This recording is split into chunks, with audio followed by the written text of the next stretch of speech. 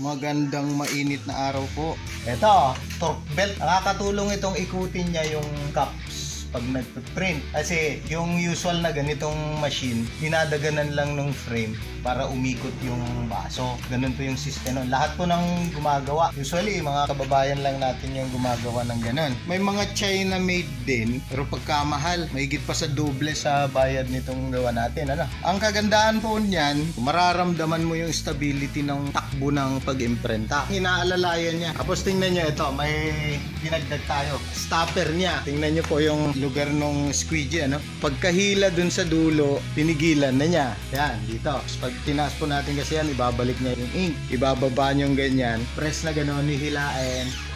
Pagkalampas po dyan, pwede niyo nang bitawan ulit. Hila.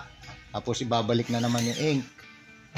Ganun po yung sistema. Bago umabot dito, yung dito naman, yung ink na ganyan, ibababa nyo ng ganun. Hindi na niya masasagi yung cup sa ilalim.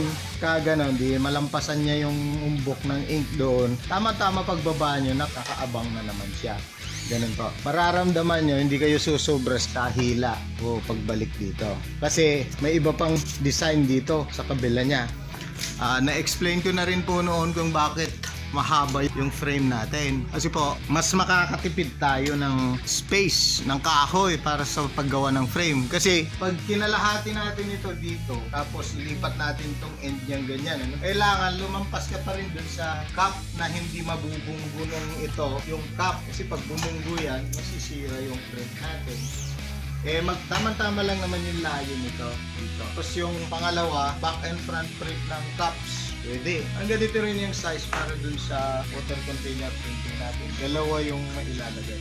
So mas efficient po, mas maraming output yung ganitong pagka-design po natin. Yung mga nakabili po sa amin, pwede nyo bilhan po ng ganito para masanay na may guide po. Yung plate na pampaikot natin, pwede po padalahan ko po kayo yung mga nakabili sa amin. Ito po yung pinagkaiba ngayon nitong tabletop na pang-print natin sa milk tea. Tayo lang po yung naglagay nito. Parang nagaya rin natin dun sa malaking manual na printer. Matagal ko nang iniisip, pero dahil parang pwede lang na kahit wala noon, nabayaan ko kasi ganun lahat, pati yung taga-ibang bansa. Ito po yung kauna-unahang milk tea printer na pinapatong sa lamesa na merong pampaikot. Ayan po, bili na po kayo ng gawang kababayan. Nakakapagpadala po tayo buong Pilipinas. At subok na po. Kung hindi nyo pa ma-afford yung mamahalin, subukan nyo po yung gawang atin. Gandang araw.